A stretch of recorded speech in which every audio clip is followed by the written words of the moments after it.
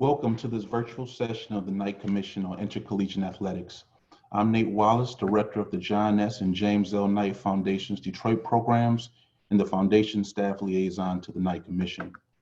The Commission was founded by the Knight Foundation in 1989 to promote and lead transformational change that prioritizes education, health, safety, and success of college athletes. At Knight Foundation, we believe that in a democracy, information is a core need for society. The Knight Commission's work helps to foster public transparency and dialogue about the most pressing issues facing college sports. Today's session continues this important work. The Commission's co-chairs are Carol Cartwright and Arne Duncan. Arne will lead today's session and will be joined by Commission members Len Elmore and Penelope Kyle. Thank you for joining us, and I'm pleased to turn the program over to Arne Duncan. Arne.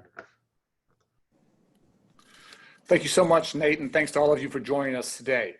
Today's session is about the big money in Division I college sports and how the incentives associated with that money work and how they should work. Budgets aren't just numbers on a piece of paper. They reflect values.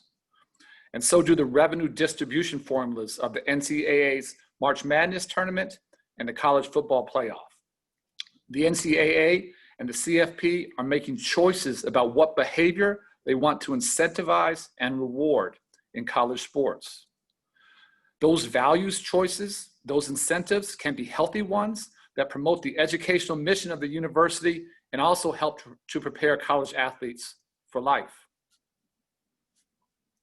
In our session today, we will cover a couple different things. First, the principles and incentives that should guide revenue distribution of the NCAA and the college football playoff moving forward. Second, a bit of history of how these national revenue distribution systems have evolved, and a look at how the structure and money has changed. And then finally, we'll discuss the impact of FBS football on NCAA revenue distribution and why this matters. The Knight Commission has played an important role in propelling two major reforms to better realign incentives with educational values. The first was his recommendation for an academic threshold for postseason eligibility. In 2011, the NCAA adopted a longtime Knight Commission proposal that requires teams to be on track to graduate at least 50% of their players to compete in postseason. The second area of influence was the NCAA and CFP's adoption of the Commission's proposals that embed incentives for academic success in their revenue distributions. These incentives from past CFP distributions and moving forward with new incentives being phased in for the NCAA's March Madness distributions will result in more than $1.5 billion being provided to schools for the academic and graduation success of their teams. Good incentives absolutely work, and getting your values right also works. Incentives aren't just abstract concerns for economists. For example, we've seen improvements in the graduation rates of college athletes since the NCAA postseason eligibility standard was adopted. In fact, today we're really pleased to report that college athletes are generally more likely to graduate than their peers who don't play sports. And we are here because there's so much more work to do to get the values and accountability right in big money college sports. Today, we are recommending a core principle for the NCAA to follow in its revenue distribution of nearly $600 million of March Madness money. We believe the NCAA's revenue distribution formula should count only sports for which the NCAA operates a postseason championship and controls revenues associated with that championship consistent with its guidelines. Applying this principle would mean that the sport of FBS football and FBS football scholarships would no longer count as they do today. It's absolutely time to update the NCAA formula to make sure it's fairer to schools and provides the right incentives for the future of college sports. And it's also time to update the formula to encourage more accountability for FBS football and its postseason revenues, which are not controlled by the NCAA. The college football playoff is managed outside of the NCAA structure, and yet the NCAA absorbs all of the cost for the national operations of football. This session will explore these issues in much greater detail. I'm so pleased now to turn it over to our leader, the head of the Knight Commission, our CEO, Amy Perko. Amy? Thank you, Arne.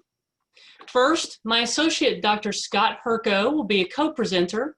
Scott is the project manager for our college athletics financial information database. Earlier today, we released a report related to this presentation produced by the national services firm Clifton Larson Allen. The report is on our website, knightcommission.org. Matt Anderson and Paul Weeks, who conducted the analysis detailed in the report, will be available during our Q&A session. Scott's portion of our presentation will summarize this report. First, a few housekeeping items. If you have a question, please click on the Q&A icon on your control panel. We will answer your question at the conclusion of our presentation. Please identify your name and your affiliation with your question. Today's session is being recorded and will be posted on our website. This is the second session in our four-part series, Transforming the D1 Model. Our first session, Breaking Down D1 Finances, looked at the financial landscape from an institutional and conference perspective. We explored where the money comes from and goes in college sports, and how the money has changed. Today's session will focus on these same key issues from a national perspective, with national revenue distribution, and provide the Commission's proposal for change, where the money should go. The focus of today's presentation is on the money generated by two of college sports' marquee events: the NCAA's Division I men's basketball tournament, March Madness, and the college football playoff, which is managed and controlled by the 10 football bowl subdivision conferences, independent of the NCAA. Most sports fans are not aware of this fact, that the NCAA does not control the CFP. These two events together generate more than $1.5 billion annually. To be clear, our focus today is on the money flowing from these two events, not on other ways that money may be shared between schools or through conference sharing media agreements and events. The evolution of big money in college sports is critical to understanding how college sports arrived at this moment, as well as understanding the change being recommended. So let's take a quick look at this timeline, starting first with football on the left. There are several important milestones to highlight here. First, in 1984, the NCAA lost its TV rights for college football with a Supreme Court decision that the NCAA's control over these rights violated antitrust law. After this point, separate conference media deals began to grow.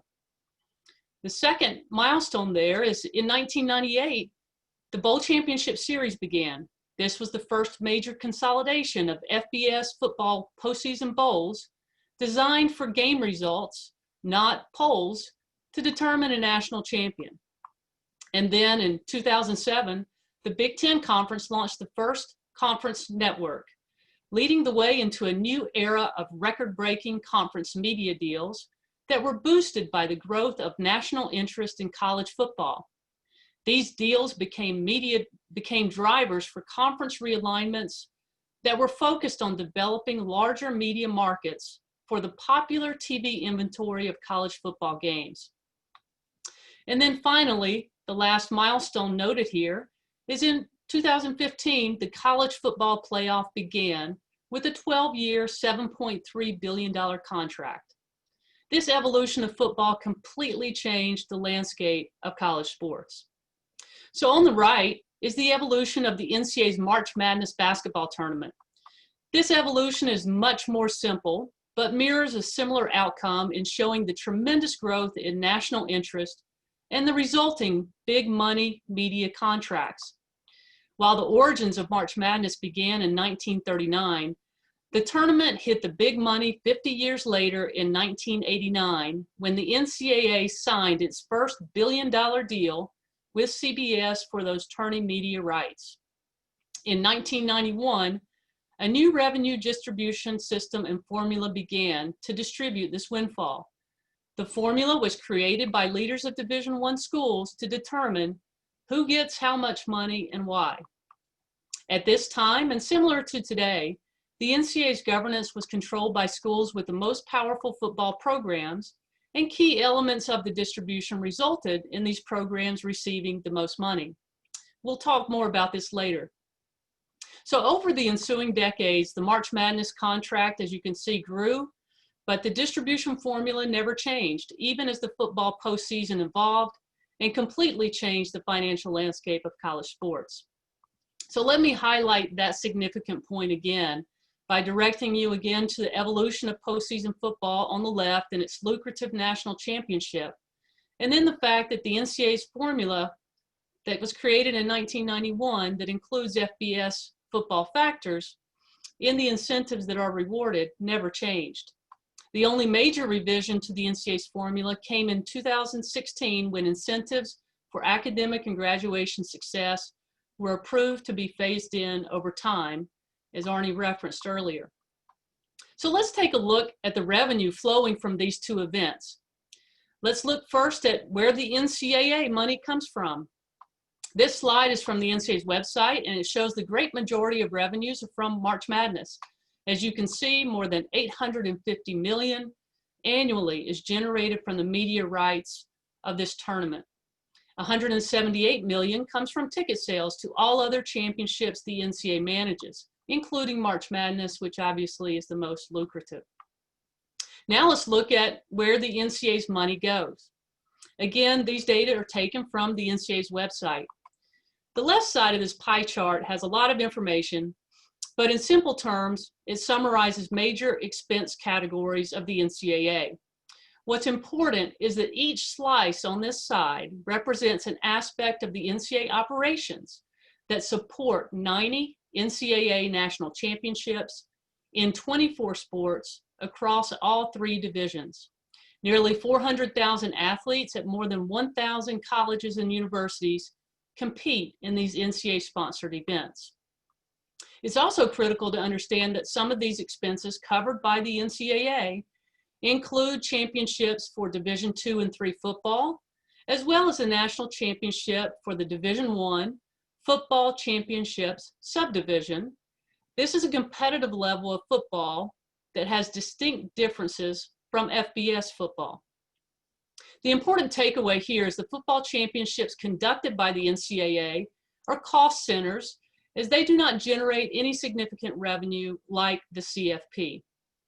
Also included in the NCAA operational cost are services that benefit all NCAA sports, including FBS football, such as insurance, legal services, health and safety research, player eligibility, and enforcement. The right side of the pie chart shows that nearly 60% of the money generated from March Madness is distributed annually to Division I schools to support their athletics programs. In 2019, this distribution totaled nearly $600 million. Obviously, with the cancellation of March Madness earlier this year due to the pandemic, the 2020 distribution was drastically impacted. So let's take a closer look at this $600 million. To understand the impact of that NCAA's distribution, you'll need to understand the formula that determines who gets more and why. This slide breaks down the NCAA's distribution of that $600 million to its 351 member schools, according to its formula. As this slide shows, the revenue distribution plan is made up of a set of independent components. There's some complexity to this, but there's also a purpose for each component of the plan. Each component shown here, or each slice of this pie, is designed to reward performance or incentivize a particular value, like providing opportunities in college sports. To emphasize, this explanation is focused on the distribution of the money to schools and conferences, and not on how those schools or conferences may spend the money. This is very important to understand, and I'll touch on this more a bit later. So let's focus on the ways the money is divided to be sent to the schools and conferences. A couple of the funds are equally distributed. The equal conference component sent to each of the 32 Division I conferences, and an academic enhancement fund sent to each of the 351 schools. The majority of the plan components are not equally divided, and each component has a specific formula to determine the amount of money to be distributed. The three largest slices are the best examples. So let's start with the sports sponsorship component, which distributes money based on a qualifying number of sports offered. Next is the grants and aid component, and that distributes money based on the number of scholarships offered in those sports. Scott will provide further details on these two plan components. Finally, the largest slice of money is awarded for men's wins in March Madness tournament. More wins results in more money. So what you don't see here is the Academic Success Fund that was mentioned as a change adopted in 2016.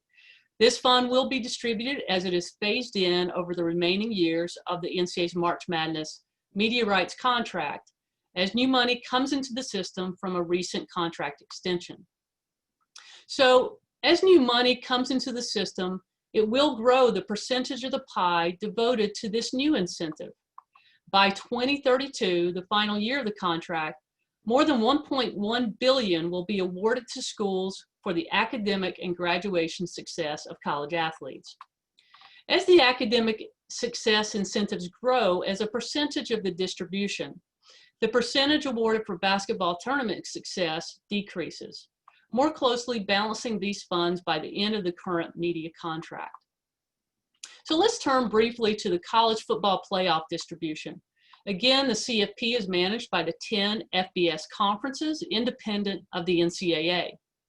The entire distribution, except for 0.6%, is retained by those conferences and distributed to the 130 FBS schools for those schools to use however they choose.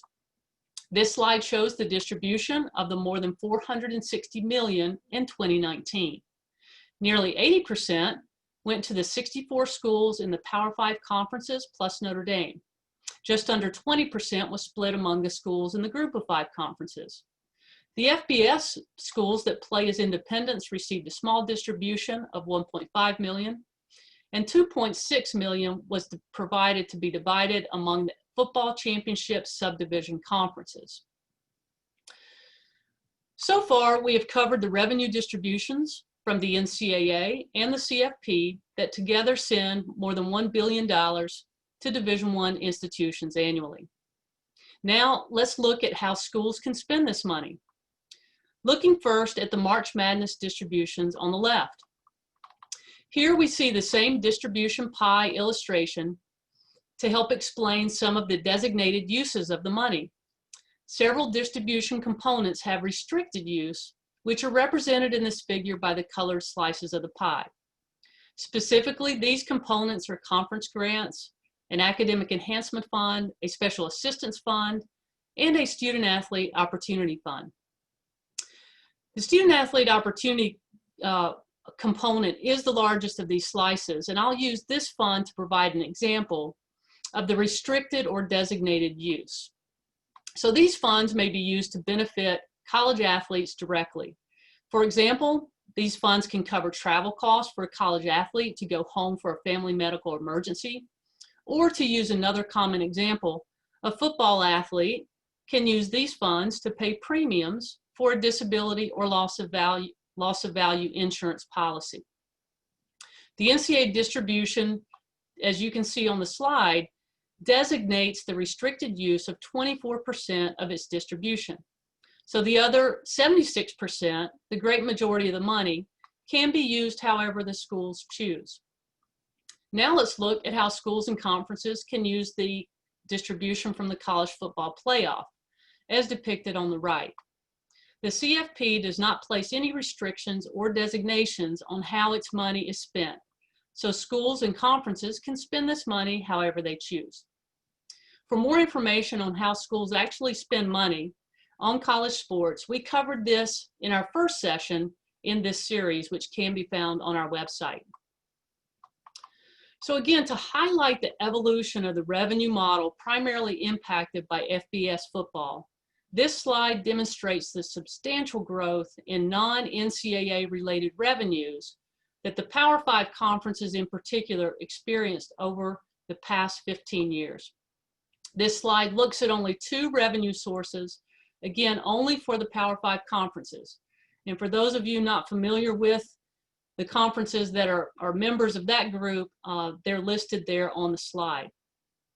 In this slide, conference-generated revenues are shown in blue, and the NCAA March Madness revenues are shown in red. The revenues shown in blue include revenues generated only by these conferences through their media deals or networks, conference championships, and postseason football, including the CFP. These revenues do not include money generated by schools through ticket sales and donations, for example. As you can see on the far left, the total combined amount for 2005 for all 5 conferences from only these 2 revenue sources was $570 million. And the NCAA revenue distribution was 1/5 of that total. The conference media deals exploded, and with the increase of postseason football revenue through the launch of the CFP, the total amount for only these 2 revenue sources broke the $2 billion mark in 2015, again as shown in the middle bar. The NCAA distribution, while a substantial amount for just these 5 conferences, was less than 10% of the total.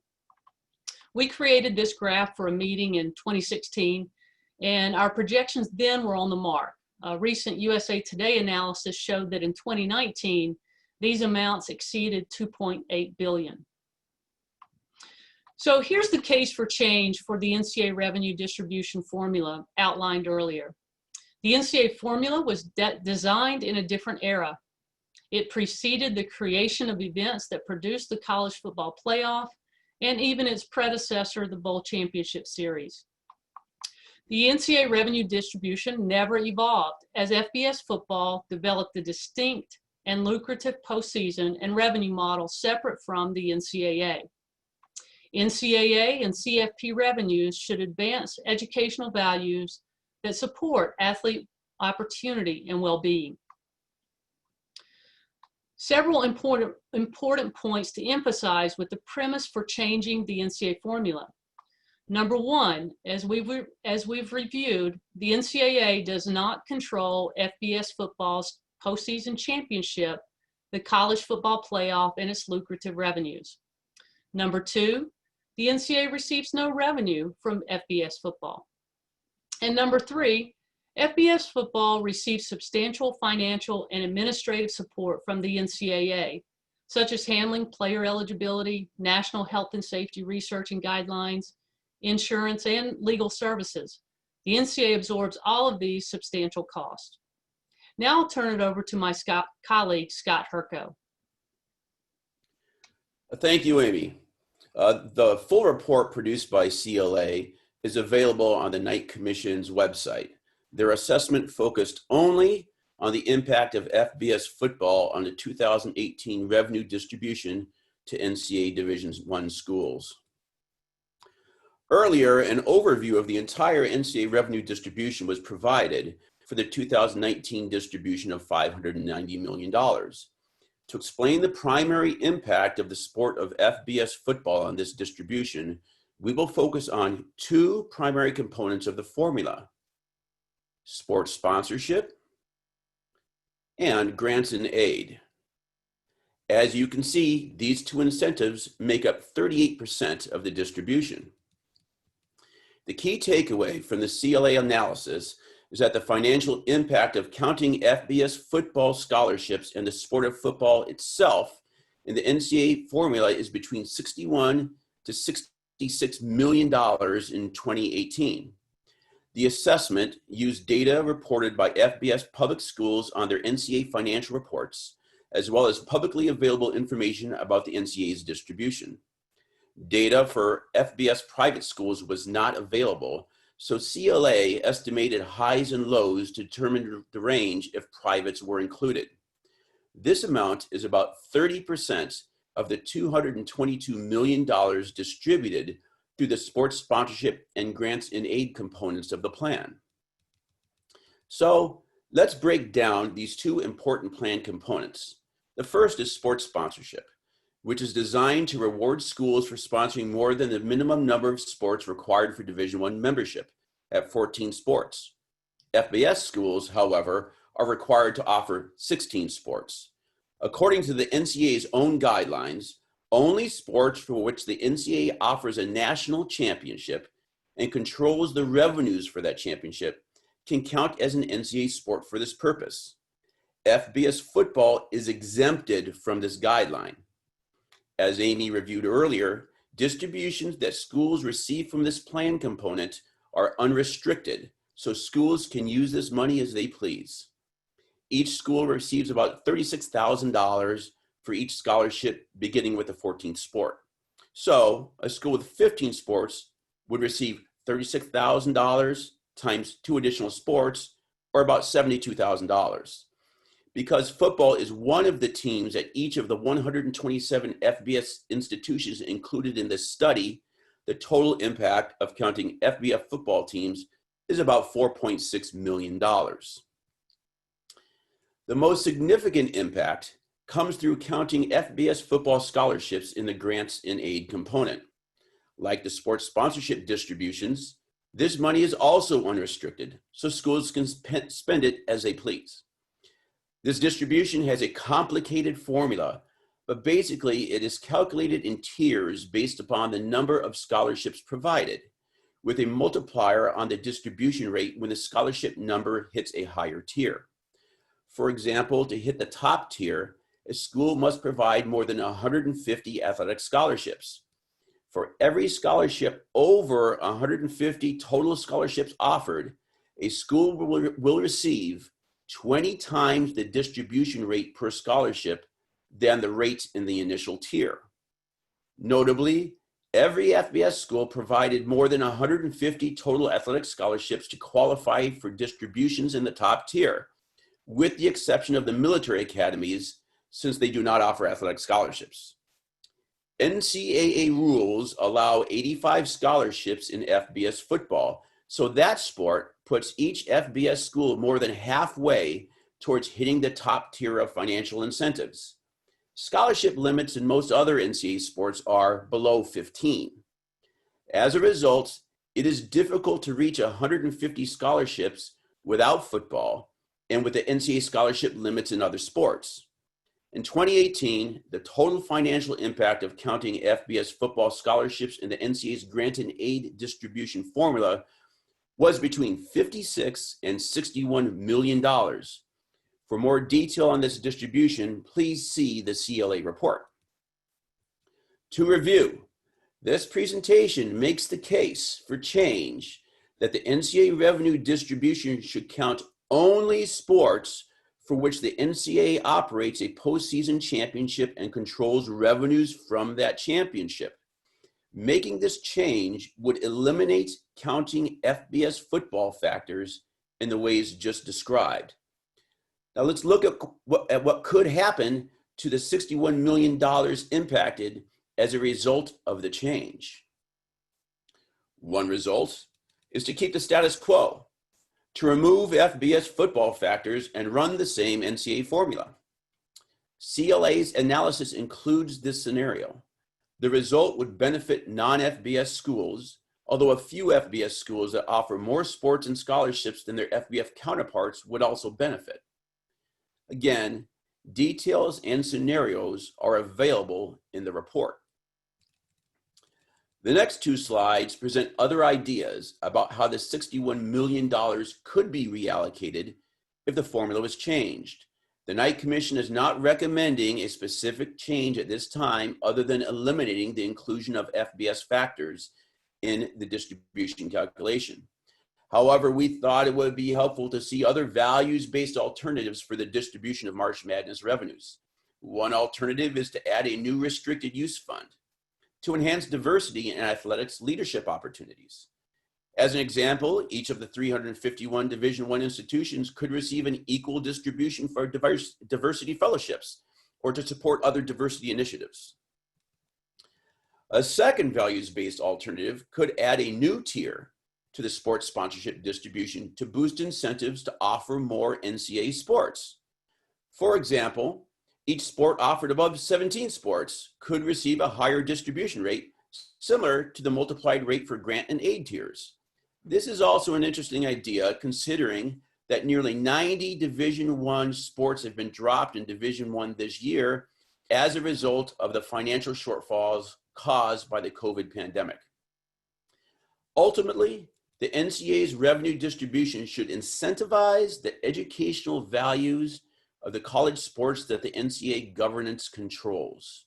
As part of the Commission's examination to transform the D1 model, these types of ideas are being considered, and we would like to hear from you. What would you do? Feel free to email your thoughts to the Knight Commission at the email info@knightcommission.org. Now, I'd like to turn this over to Len Elmore, who is chairing the Knight Commission's Racial Equity Task Force, to highlight the Knight Commission's recommendations for the college football playoff. Len? Thanks, Scott.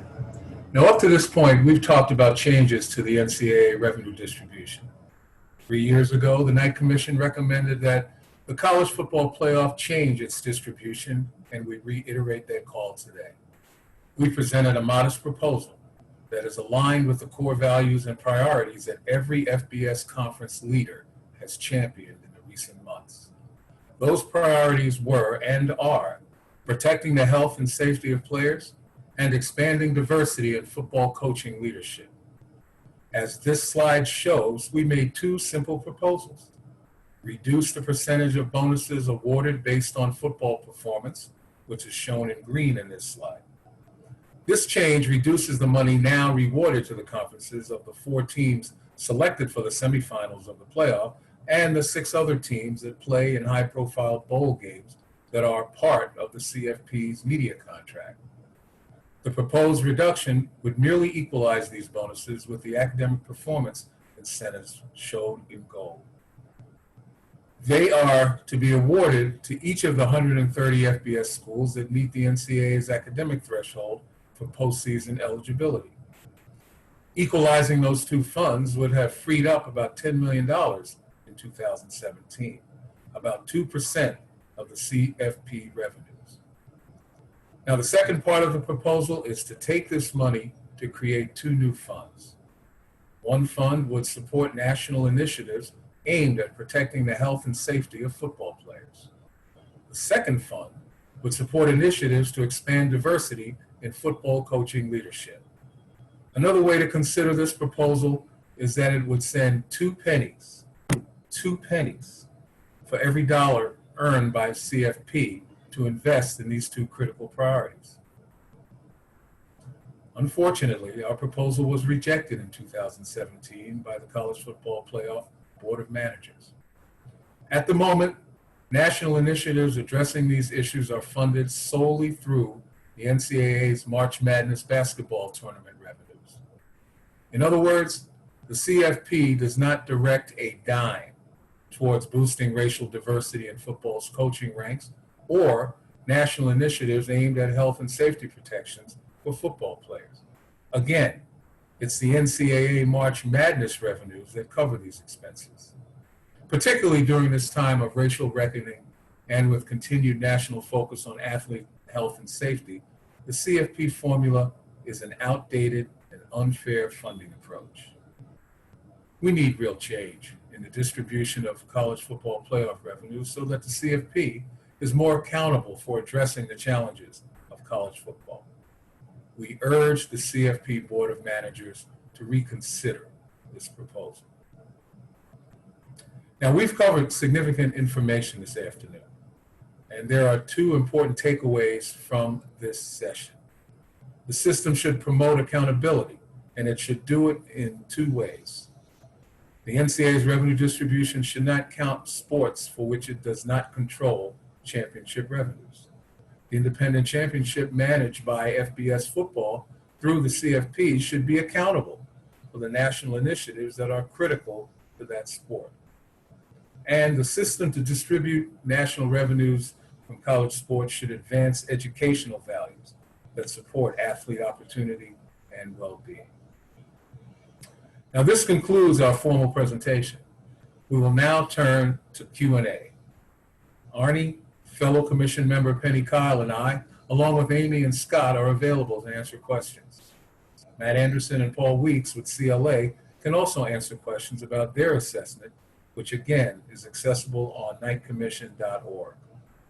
If you have a question, please click on the Q&A icon on your control panel. Please identify your affiliation and also identify the presenter to whom the question is directed. I'll now turn it over to Ginny Terzano to moderate our questions. Thank you, Len. We have a couple of questions here, and I'd like to start off with this one. Did the Commission consider other alternatives to address the issues you have identified in this presentation? I'll start with that one, and then Len, Arne, Penny, if you want to chime in at all, feel free. Again, this is part of our overall approach of our examination, transforming the D1 model that the Commission announced actually last December. And, you know, the pandemic has certainly intensified just a lot of the issues that we've been studying for a long time. Again, just based on the principle and looking at accountability and how these revenues are used, we felt it was important to have the research done by an independent firm that could show the impact. And so this is the first time I think anyone's ever, you know, quantified what the FBS impact is on that NCAA revenue distribution formula.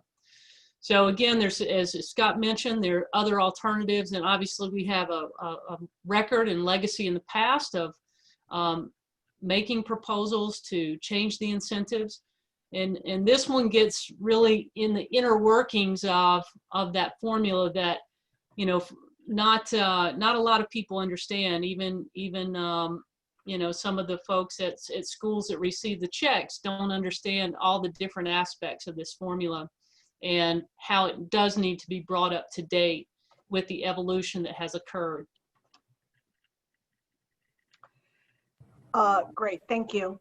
Another question is on the CFP and NCAA. Can they make the changes suggested by the Commission without seeking government approval first? Well, I'll jump in on that.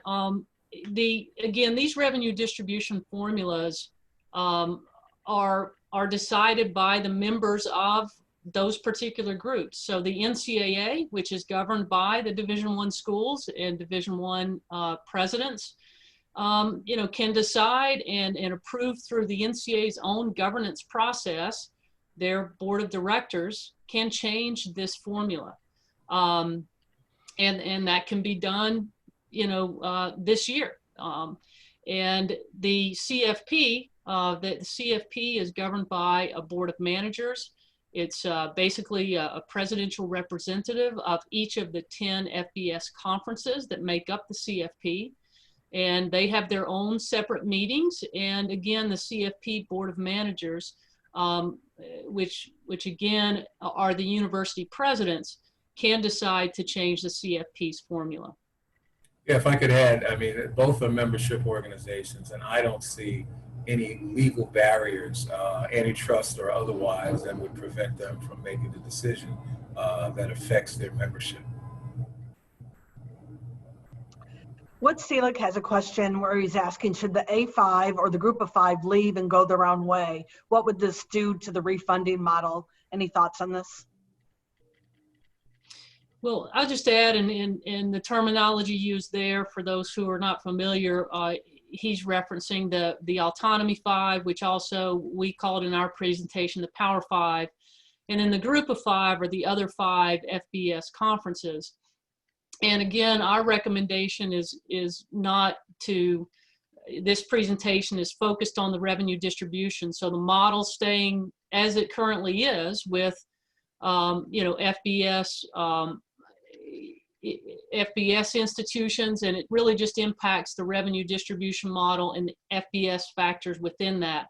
I do want to make one really important point, is that FBS schools, the 130 FBS schools that sponsor all the other sports, would still receive a significant distribution from the NCAA.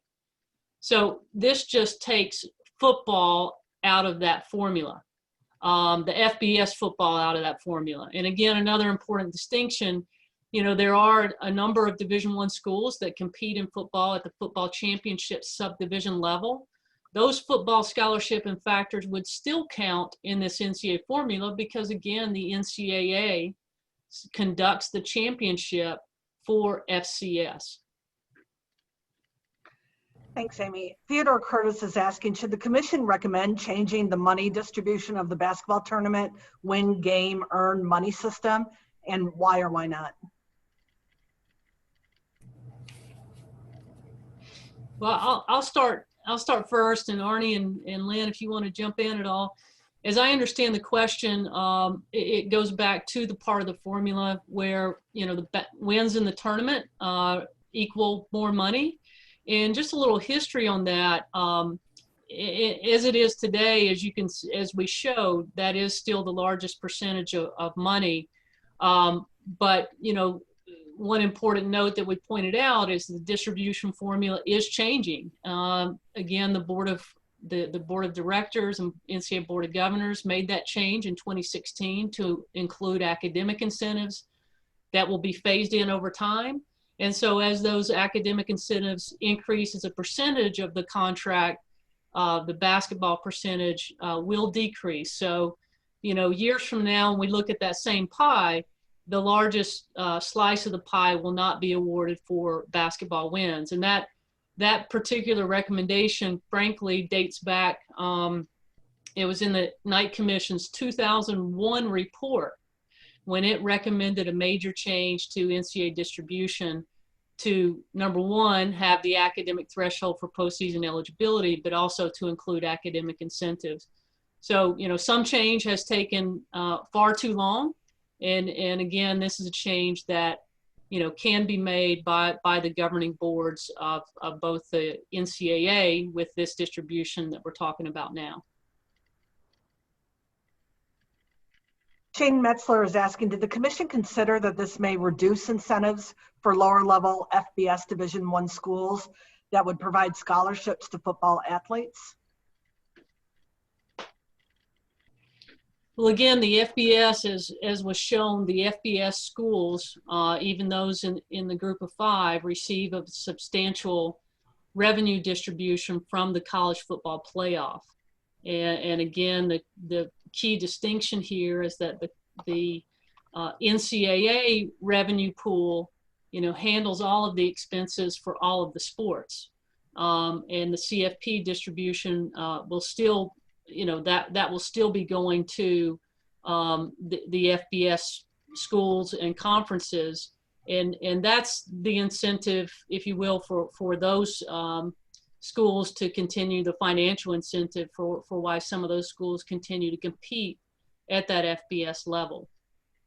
You know, if they choose that, certainly an FBS school can choose to play at the FCS level, and at that level it would be within, you know, a system where the NCAA sponsors that championship.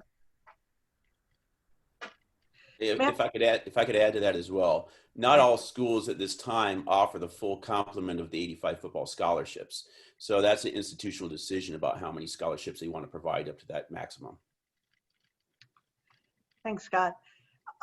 Matt Brown is asking, would altering this distribution formula, as you all described today, provide a meaningful enough increase in funding at the institutional level to reasonably present the cutting of a sport or the adding of a new sport? Want me to take that, Amy? Yeah, Scott, you can take that. So one of our recommendations as an idea would be to add a new tier to the sports sponsorship sports sponsorship fund up to over 17 or greater sports, to add additional incentives to add more sports, and that would respond to some extent to what's happened with the reduction of teams due to the COVID pandemic. If you took that $65 million and you divided it equally amongst the 351 institutions, that's about $188,000 per institution. That is significant for many of the non-revenue or Olympic sports, and I would argue that it would be significant enough to potentially keep a sport. Katie Davis is asking, how has the commission collaborated with the financial leaders at D1 institutions to understand the impact of this change in reality and consider any unintended consequences? Well, again, it shows, going back to our first session, breaking down D1 finances, you know, we do understand at the various across the board, you know, where the money comes from in Division I and FBS. And, you know, as we showed there, and as the CLA report shows in detail, there will be an impact on FBS schools in terms of the distribution coming from the NCAA. But again, as we pointed out in this presentation and as was covered in session 1, you know, the CFP, that contract increases every year. And those FBS schools will continue to receive that distribution and retain 100% of that distribution. And in fact, you know, if historical trends hold, the expert on during our session 1 with Navigate, you know, showed where the CFP revenues are projected to go, which are substantial in terms of its next contract renegotiation, and if they expand, which is something that they continue to discuss. Question from Julie Lack. Did the commission consider addressing the NCAA funds used towards national office operations, initiatives that football, such as regulatory services, whether it's enforcement, waivers, bowl, certification? Well, this is available on our website as well. A couple years ago, we did ask if the NCAA would identify what the costs were related to, you know, kind of a cost analysis, if you will, related to all the services it provides to football. But that was something that they declined, you know, to do. It's not something they don't cost allocate by sport. So that information, you know, is not available. I will say just, you know, you can certainly look at the NCAA expense categories and see how a lot of, you know, the percentage of those that may be going toward football. I would add that, you know, over the past 5 years, one of the more significant NCAA costs has been litigation and legal services. And just in the past 5 years alone, the NCAA, the cost has been over $450 million in legal settlements and litigation. And, you know, a number of those cases obviously started with FBS lawsuits, FBS player lawsuits, also included Division I basketball, but, you know, just point that out in terms of a significant NCAA cost. And again, that's not something that we're not, you know, this recommendation is not changing that, but it is, you know, saying, you know, the NCAA guideline should be that only the sports that are conducted championships by the NCAA should be rewarded through that revenue distribution.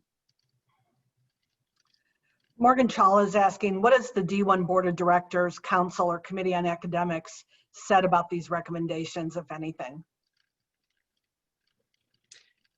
So thanks for the question, Morgan. And Morgan was actually an athlete on the Division I board. So we thank Morgan for her leadership in the governance process. And again, we are making these recommendations for the first time today. We have not yet, you know, sent this to the NCAA to begin discussing in its own process, but we will do that. Does the proposal raise any Title IX issues?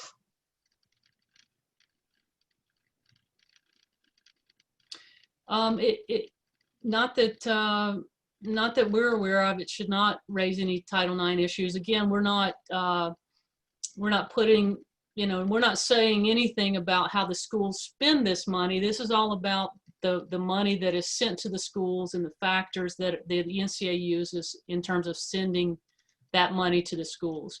And again, it's I think this is a good example, perhaps, is, you know, we're highlighting FBS football, because of the uniqueness of FBS football counting in the formula. Another example is, frankly, men's rowing. Men's rowing, which a lot of people don't know, is the oldest intercollegiate sport. And the NCAA does not sponsor the men's rowing championship. That is an independent group. And so there are a lot of high-profile schools that still offer men's rowing, but for NCAA revenue distribution purposes, men's rowing does not count because it doesn't meet the criteria. Amy, if I could add, this proposal also could lead to more opportunities on these campuses as non-FBS schools would receive more funding. And obviously it would be up to the institution to be able to create those opportunities. And many of them could inure to women's sports.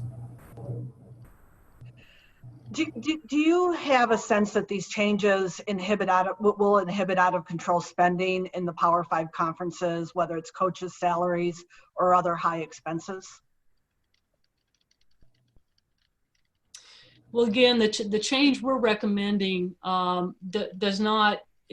we're not recommending any kind of restrictions on how the money is spent. This is all about accountability for the money coming in and creating a system of fairness, and also emphasizing that the formula really should be used to incentivize the educational values. And the NCAA revenues really should be, sent based on the sports that meet the criteria for the NCAA control and sponsorship. And the accountability should be, likewise on the other side, should be more accountability for the revenues generated independently by the football bowl championship through the college football playoff. Will Albin is asking, how does this new funding structure address the redistribution of revenue sports with diverse populations to non-revenue sports that have a predominantly wealthy white demographic? And he is from the Harvard Graduate School of Education.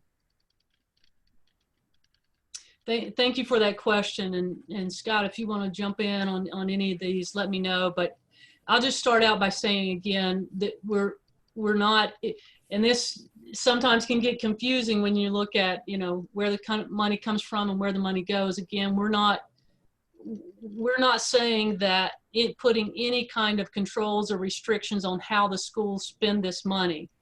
And so that's really important to understand. And it's all about accountability for the money coming in and the incentives as well. So, the NCAA money that, again, FBS schools would still receive a significant amount of money from the NCAA, as they currently do, based on the formula. And they can choose to use that however they want to. So if they don't change the spending levels from what they currently do, that could be an outcome. Again, this is about the incentives part and the distribution of the revenues. Yeah, so to add to that, the report calculated $66 million, not what to do with the $66 million. And we provided some options about what to do. One of them was diversity initiatives. But that said, it's up to institutions to make a decision about what type of sports they want to sponsor and how they might want to integrate their sports. So institutions have to make that decision. So if they wanted to spend the money on a sport that has more predominantly diverse background of athletes, then maybe that's something that they want to do, or to improve that to be more diverse. And that's something that could be encouraged to do with this pot of money. But it's a good question. But diversity is one of the things that the Knight Commission's tenets and its proposals have stated. And so you provide a good question, but again, it's institutionally based decisions. I would like to ask Len, and we'll make this the last question, but Len, if you would be willing to just add your thoughts about the Knight Commission's focus on equity in regard to this question as well. Well, I mean, the bottom line is that we are cognizant of the need for change, and to that end, the Knight Commission has put together a task force on racial equity that I chair. And the question that was previously asked would be not necessarily focused on what we're talking about now, but other recommendations to that end that would have impact on institutional decisions and maybe even national decisions from the governing body to be able to fund and implement different programs that would focus towards diversity, equity, and inclusion. That's one of the things that we are studying very hard as to, the efficacy of certain programs, certain ideals. So, the Knight Commission is very cognizant of the need. This proposal has impact in somewhat of an indirect way, but certainly we will be in the future looking at some of these policies and making proposals that have direct impact on diversity, equity, and inclusion. So just one more question, and it's from Alfred Mathewson. Why was the diversity and coaching leadership initiative limited to just football? And then we'll wrap up and turn it over to Penny. In terms of the question, I'll just jump in on that. There were, Len talked about this very specific recommendation we made around coaching diversity with football to the CFP in terms of an initiative that the college football playoff could again send 1 penny off every dollar earned toward initiatives to support that particular goal. Obviously, the NCAA currently spends money out of the March Madness revenues through its operations on diversity initiatives in athletic administration and all sports. And again, with one of the alternatives we mentioned in terms of whether a restricted fund needed to be created to direct money to that, and that's something we're not recommended, but certainly considering. That would certainly include all sports. So that's the distinction there in terms of the CFP particular distribution being directed in that way to football diversity in coaching. Great, thank you, Amy, and all the panelists. Before I turn it over to Penny, we've had some great questions submitted today. Unfortunately, we have run out of time. We will formulate our responses, put them up on our website, knightcommission.org, and get those to you within the next couple of days. Penny, I'll turn it over to you. All right, thank you. As a former Division I university president, I can tell you how much our university values being a part of the NCAA. Not just receiving checks from the NCAA's March Madness distribution, but for the organization of competition and for providing incredible opportunities for our college athletes. This is a critical time to get the values and the incentives right. Campus leaders value the role of college sports on our campuses, and we all know that change is on the horizon.